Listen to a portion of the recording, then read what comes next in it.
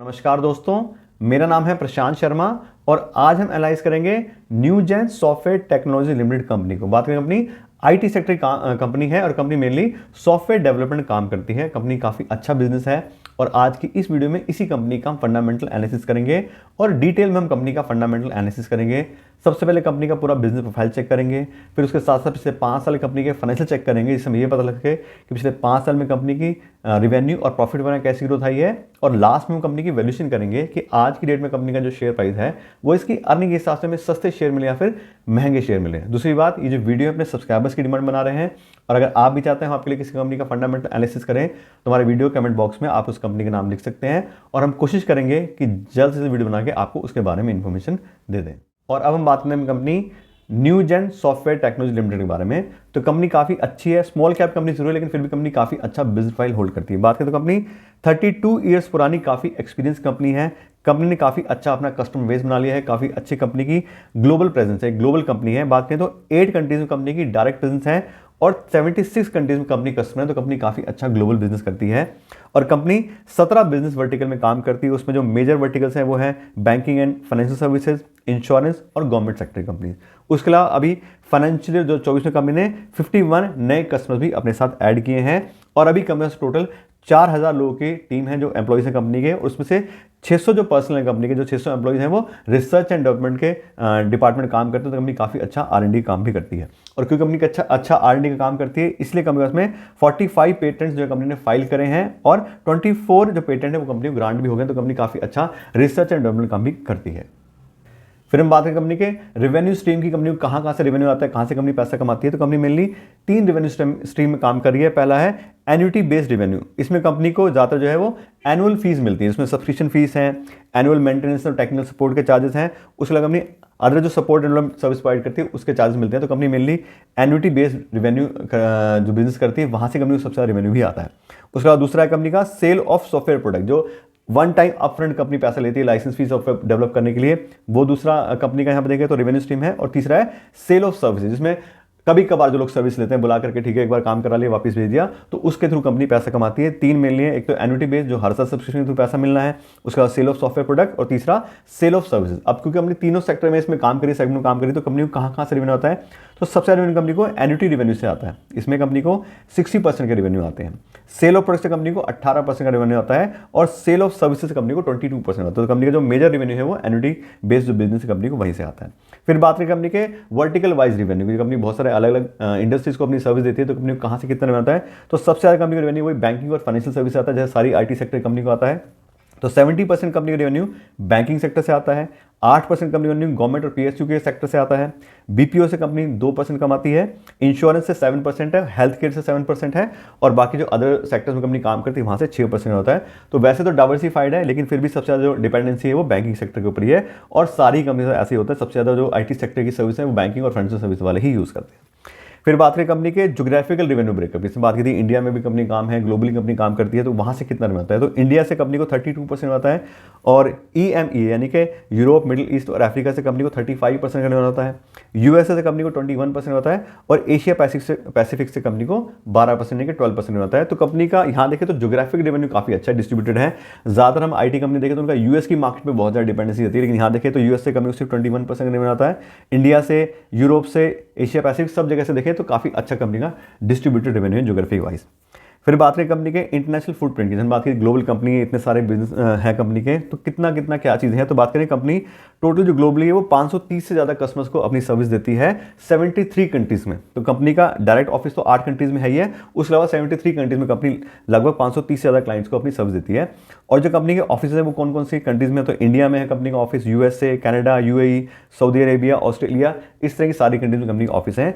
और अभी 2024 में कंपनी ने न्यूयॉर्क में और सऊदी अरब में अपने नए ऑफिस खोले हैं, तो कंपनी लगातार एक्सपेंशन भी कर रही है। फिर बात करें कंपनी कस्टमर बेस या क्लाइंटेल की, तो कंपनी काफ़ी अच्छे क्लाइंट भी होल्ड करती है और कंपनी के पास में जो 50 मिलियन से ज़्यादा बिलिंग वाले क्लाइंट हैं वो कंपनी ने काफ़ी अच्छे से इंक्रीज करे हैं।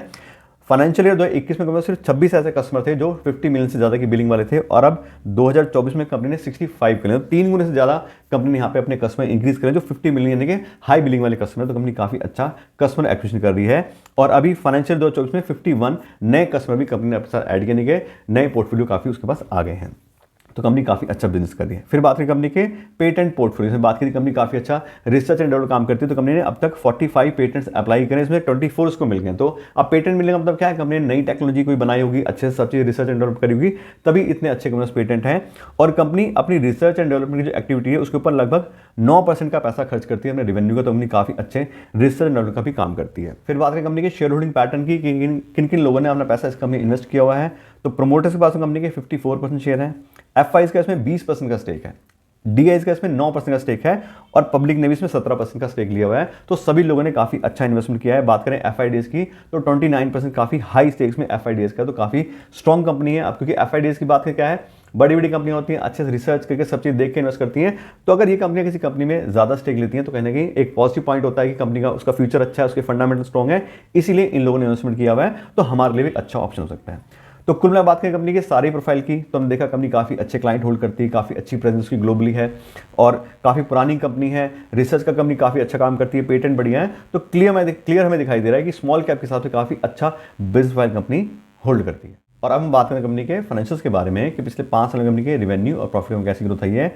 उसके लिए पिछले 5 साल कंपनी का फाइनेंशियल डेटा चेक करते हैं। और यहाँ पे देखें सबसे पहले कंपनी के रेवेन्यू, तो 2020 में कंपनी थे 577 करोड़ के, और यहाँ देखें तो पिछले 5 साल से कंपनी के लगातार रेवेन्यू इंक्रीज हुए हैं। 2021 में 610 करोड़ पे, 2022 में 711, 2023 में 888 करोड़ हो गया और 2024 में 1136 करोड़। तो काफ़ी अच्छे से कंपनी ने अपने यहाँ पे रेवेन्यू इंक्रीज करे हैं और 18% काफ़ी अच्छे सीजन से पिछले 5 साल कंपनी ग्रोथ आई है।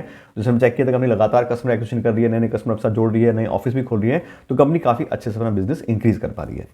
फिर बात करें कंपनी ऑपरेटिंग प्रॉफिट मार्जिन की, तो कंपनी काफ़ी अच्छा ऑपरेटिंग प्रॉफिट मार्जिन भी मैनेज कर रही है। ऐसा नहीं कि कंपनी सिर्फ डिस्काउंट देके सस्ते प्राइस पे अपने प्रोडक्ट और सर्विसेज बेच रही है, लेकिन कंपनी देखें तो कंपनी काफ़ी अच्छी प्रॉफिटेबिलिटी भी मैनेज कर रही है। पिछले 5 साल में देखें तो कंपनी का 23% का एवरेज है ऑपरेटिंग प्रॉफिट का, और पिछले 5 साल में से 4 साल में कंपनी का 20% ज़्यादा ही ऑपरेटिंग प्रॉफिट आया है। सिर्फ 2020 में 16% आया था, कोरोना टाइम था, सब चीज़ थी तो वो अलग बात थी। लेकिन देखें तो 29%, 26% तक भी कंपनी का ऑपरेटिंग प्रॉफिट मार्जिन गया है। और एवरेज की बात करें तो 26% काफ़ी अच्छा company operating profit margin average manage कर रही है। तो काफ़ी अच्छी प्रॉफिटेबल कंपनी है। फिर बात करें नेट प्रॉफिट की, तो नेट प्रॉफिट में बहुत ही अच्छी ग्रोथ आई है। 2020 में सिर्फ 66 करोड़ का प्रॉफिट था, और देखें तो लगातार कंपनी के प्रॉफिट भी इंक्रीज हुए हैं। और 2024 में कंपनी का जो प्रॉफिट आया हुआ है 237 करोड़ का, और 38% काफ़ी अच्छे सीजन से पिछले 5 साल कंपनी का प्रॉफिट बढ़ा है। तो कंपनी दोनों चीज़ों में काफ़ी अच्छा काम कर रही है। कंपनी अच्छे सेल्स भी अपनी इंक्रीज कर पा रही है और कंपनी का प्रॉफिट भी काफ़ी अच्छे से इंक्रीज हो रहा है। जब हम देखा कंपनी का मार्जिन भी बढ़िया है। फिर बात करें फ्री कैश फ्लो के हिसाब से कंपनी को, तो कंपनी काफ़ी अच्छी कैश रिच कंपनी है और पिछले 5 साल से देखें तो लगातार company free cash flow manage कर पा रही है, पॉजिटिव फ्री कैश फ्लो है। जबकि बात करें स्मॉल कैप कंपनी है तो बहुत सारी स्मॉल कैप कंपनी ऐसी होती है उनको बार बार पैसे की रिक्वायरमेंट पड़ जाती है और उनको फ्री कैश फ्लो मैनेज नहीं कर पाते। लेकिन यहाँ देखें तो पिछले 5 साल से कंपनी काफ़ी अच्छा यहाँ देखें तो फ्री कैश फ्लो मैनेज कर पा रही है। फिर बात करें डिविडेंड पेमेंट की, तो कंपनी पिछले 5 साल से लगातार डिविडेंड पेमेंट भी कर रही है और 20-22% काफ़ी अच्छा कंपनी डिविडेंड पेमेंट करती है स्मॉल कैप के हिसाब से। तो 20-22% कंपनी डिविडेंड भी पेमेंट कर रही है अपने इन्वेस्टर को। तो उन लोगों के लिए भी काफ़ी अच्छी कंपनी जाते हैं। कंपनी का बात करें तो ग्रोथ भी कंपनी में आते हैं, देखें तो कंपनी का प्रॉफिट बढ़ रहा है, सेल्स बढ़ रही है और साथ से कंपनी डिविडेंड पेमेंट भी अपने इन्वेस्टर को कर देती है। फिर बात करें डेट बाय इक्विटी रेशियो की, कंपनी कितना लोन लिया है और खुद का कितना पैसा इन्वेस्टेड है। तो कंपनी का डेट बाय इक्विटी रेशियो रहा है 0.03, यानी कंपनी ने कोई भी खास लोन नहीं लिया, लगभग 0 के आसपास कंपनी का डेट है। सारा का सारा पैसा अपना ही इन्वेस्टेड है। तो कंपनी को कोई पैसे वापस करने की टेंशन नहीं है, कोई इंटरेस्ट का बर्डन नहीं, कुछ नहीं है, सारा पैसा अपना इन्वेस्टेड है। तो कैपिटल वाइज भी कंपनी काफ़ी स्टेबल दिखाई दे रही है। फिर बात करें रिटर्न ऑन इक्विटी की, कंपनी कितना रिटर्न जनरेट कर पा रही है इक्विटी को बनेंगे, जो लोग अपना पैसा एज ए इन्वेस्टर कंपनी से इन्वेस्ट करते हैं उनके पैसे पे कितना रिटर्न कंपनी जनरेट करती है। तो लास्ट ईयर कंपनी का रिटर्न क्या है 23% का, और पिछले 5 साल की एवरेज भी 20% की है। तो कंपनी काफ़ी अच्छा ROE भी मैनेज कर रही है। 15% या उससे ज़्यादा किसी भी कंपनी का ROE है तो उस कंपनी को काफ़ी अच्छी कंपनी मान जाता है। यहाँ देखें तो 5 साल की एवरेज 20% की आ रही है और लास्ट ईयर का 23% का ROE है। तो कंपनी काफ़ी अच्छे से रिटर्न जनरेट करी है अपने इन्वेस्टर के पैसे पे। तो बात करें सारे पैरामीटर की, तो सारे ही बढ़िया पैरामीटर, बिल्कुल एक्सीलेंट फाइनेंशियल कंपनी के। कंपनी अच्छे से रिवेन्यू इंक्रीज हुए हैं, प्रॉफिट कंपनी का इंक्रीज हुआ है, कोई लोन नहीं है, ROE बढ़िया है, कंपनी डिविडेंड पेमेंट भी कर रही है। तो कुल मिलाकर तो काफ़ी अच्छे और स्ट्रॉन्ग फाइनेंशियल कंपनी होल्ड करती है। और अब हम बात करते हैं कंपनी की वैल्यूएशन के बारे में कि आज की डेट में कंपनी का जो शेयर प्राइस चल रहा है वो इसकी अर्निंग के हिसाब से हमें सस्ते शेयर मिले हैं फिर महंगे शेयर मिले हैं। और मैं बता दूं इस तरह कंपनीज की वैल्यूएशन करने के लिए मैं यूज करता हूं डिस्काउंटेड कैश फ्लो एनालिसिस। उसके अंदर कंपनी को फ्री कैश फ्लो को वैल्यू करते हैं, कंपनी कितना फ्री कैश फ्लो जनरेट कर पा रही है उसके हिसाब से उसकी कितनी वैल्यू बनती है। और यहाँ से कंपनी फ्री कैश फ्लो का डेटा, तो 2022 में कंपनी था 130 करोड़ फ्री कैश फ्लो, 2023 में 120 करोड़ पे, और 2024 में आया 268 करोड़। अब क्योंकि पिछले 3 साल कंपनी फ्री कैश फ्लो के इसमें डेटा में डिफरेंस आ रहा है तो पिछले 3 साल की कंपनी की एवरेज ले लेते हैं, और पिछले 3 साल कंपनी की फ्री कैश फ्लो की एवरेज आ रही है 170 करोड़, यानी लगभग कंपनी 170 करोड़ रुपए हर साल फ्री कैश फ्लो जनरेट करती है। और इस फ्री कैश फ्लो से पूरी कंपनी वैल्यू बनती है, वो आती है 8,500 करोड़। यानी ऐसी कंपनी जो 170 करोड़ पे हर साल हमें कमा के दे सकती है, उस कंपनी में टोटल हमें आज 8,500 करोड़ पे इन्वेस्ट करने पड़ेंगे। ये इस वैल्यूएशन का मतलब है। अब ये तो होगी पूरी कंपनी वैल्यू। अब इसको नंबर ऑफ शेयर से डिवाइड करेंगे तो कंपनी की पर शेयर की फेयर वैल्यू निकल के आएगी, और कंपनी की पर शेयर की फेयर वैल्यू आ रही है 600 रुपये। यानी कि 600 रुपये पर इक्विटी शेयर से अगर हम न्यूजेन सॉफ्टवेयर टेक्नोलॉजी में इन्वेस्ट करेंगे तो कंपनी को फेयर प्राइस पे खरीदेंगे कि ठीक कंपनी कितना फ्री कैश फ्लो जनरेट करती है, तो उसके हिसाब से इसकी इतनी वैल्यू बनती है। तो ये तो है कंपनी का फेयर वैल्यू। अब बात करते हैं कंपनी के करंट मार्केट प्राइस की कि अभी कंपनी जो शेयर है वो किस प्राइस पे ट्रेड करें हैं। तो अभी कंपनी जो शेयर है वो लगभग 1390 रुपये के आसपास ट्रेड, यानी कि लगभग मोटा मोटा मान लें तो 1400 रुपये के आसपास कंपनी शेयर ट्रेड कर रहे हैं। और इस शेयर के साथ बात करें तो कंपनी हाईली ओवरवैल्यूड कंपनी है। कंपनी की फेयर वैल्यू निकालती है 600 रुपये, उससे डबल से भी ज्यादा प्राइस पे कंपनी के शेयर्स मिल रहे हैं, तो कंपनी एक हाईली ओवरवैल्यूड कंपनी है। मार्जिन सेफ्टी में नहीं मिल रहा। मार्जिन सेफ्टी का मतलब क्या होता है, कंपनी को फेयर प्राइस पे कम पे खरीदना। 30%, 40%, 50% मिल जाए तो बहुत अच्छी बात है, लेकिन यहाँ देखें तो कंपनी डबल प्राइस में मिल रही है विदाउट मार्जिन सेफ्टी। और कंपनी का प्राइस बाय अर्निंग रेशियो में चेक करें तो कंपनी का प्राइस बाय अर्निंग रेशियो है 70 का, जबकि इंडस्ट्री की प्राइस बाय अर्निंग रेशियो है 42 की। तो इंडस्ट्री के हिसाब से भी कंपनी महंगी है। और 70 की प्राइस बाय अर्निंग रेशियो की बात करें इंडिविजुअल कंपनी की तो वो भी काफी हाई है। 40 के आसपास कंपनी अगर मिलती है कोई प्राइस बाय अर्निंग रेशियो से, तो नेट प्रॉफिट हिसाब से वो कंपनी एक तरीके से फेयरली वैल्यू मान जाती है।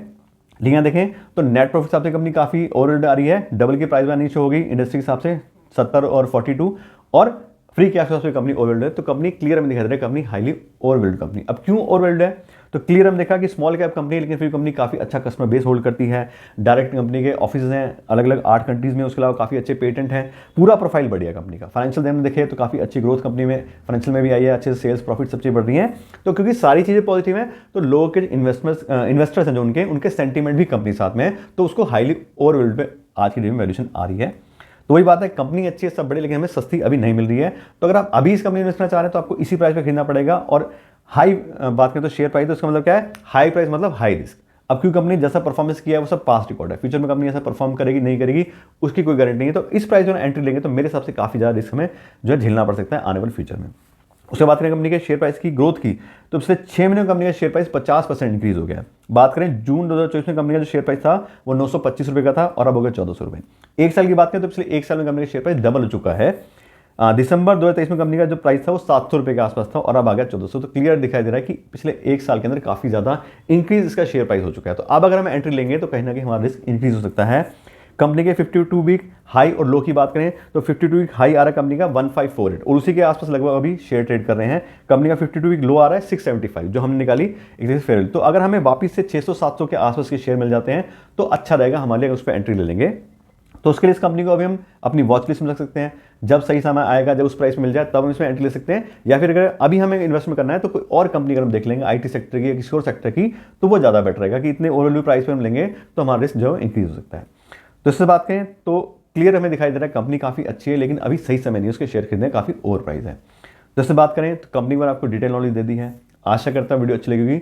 अगर आपको वीडियो अच्छी लगी हो तो उसे लाइक और शेयर जरूर कीजिएगा, और अगर आप मेरे चैनल नए हैं तो मेरे चैनल को सब्सक्राइब कर लीजिएगा। Thank you so much.